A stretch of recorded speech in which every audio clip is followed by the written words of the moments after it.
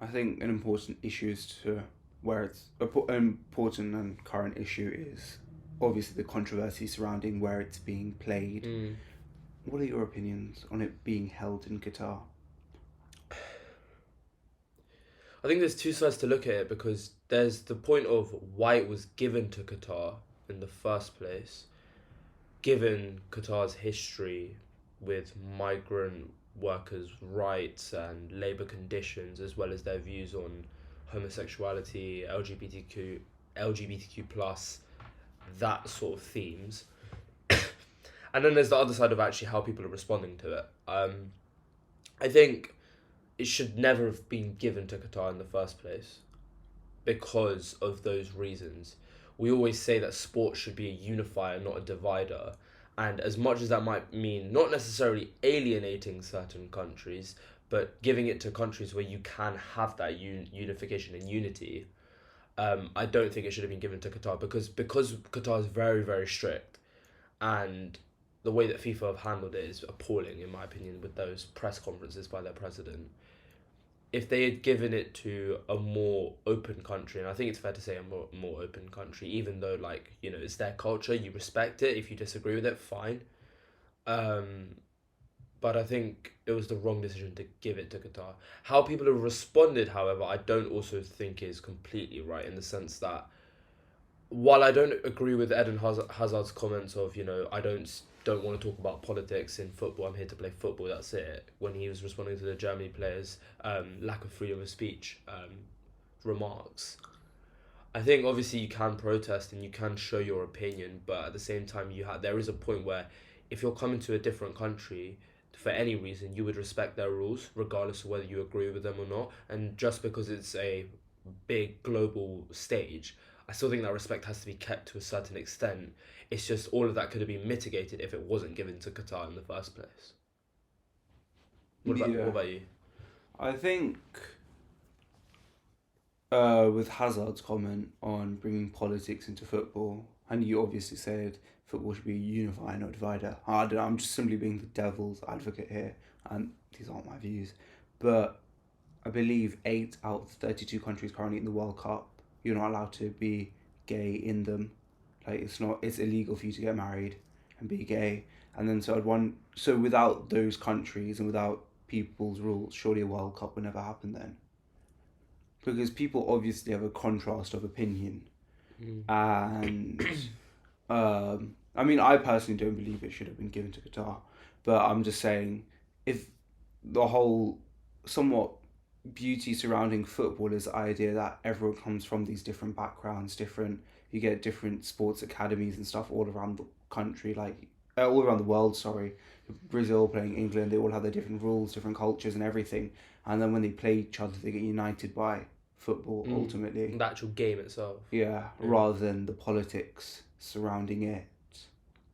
I would argue that point though, and I know you're being devil's advocate, but I would argue that point by saying you cannot be unified by the football itself when there is so much controversy surrounding it. It's really hard to focus on just that one thing with all this other noise feeding into it. And I think that's a beautiful theory that, you know, you can brush everything, all your troubles aside, and just focus on the game. But in reality, people won't do that.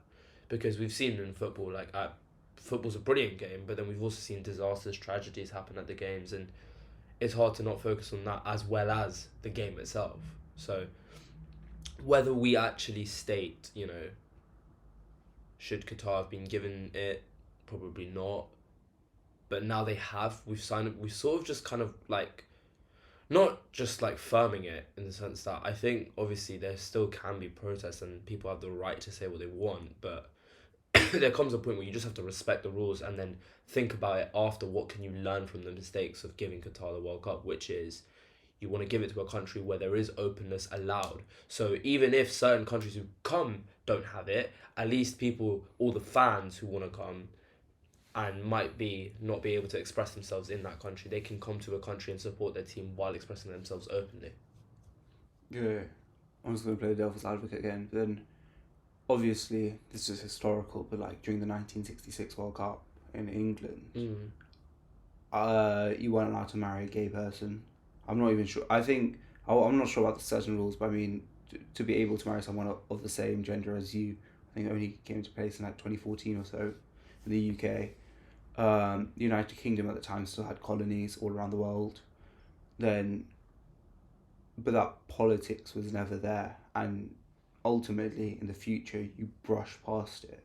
Like you don't look at really what happened then in terms of politics. You just look at the football, and so surely one could argue that football's the most important thing.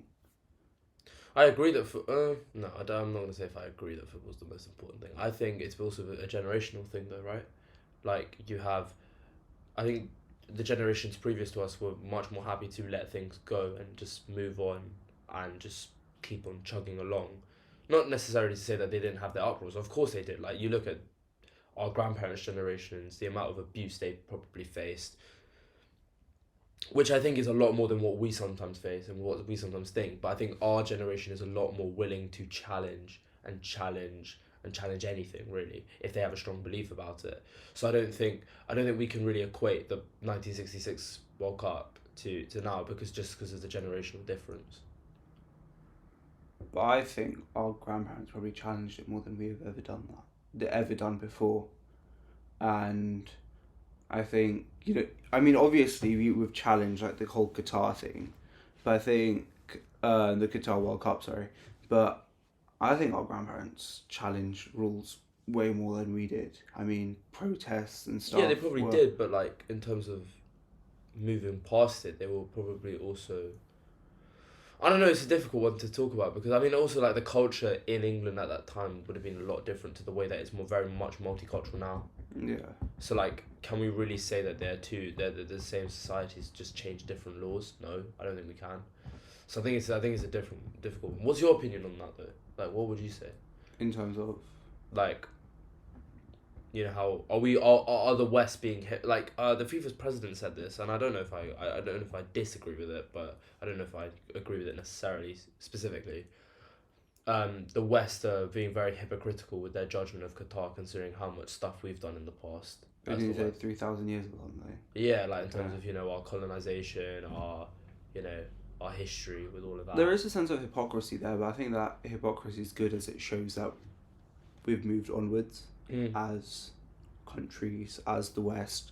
We've gone away from our colonies, and ultimately, we're trying to make a more inclusive society. Yeah. There's a cosmopolitan of people and different things like that.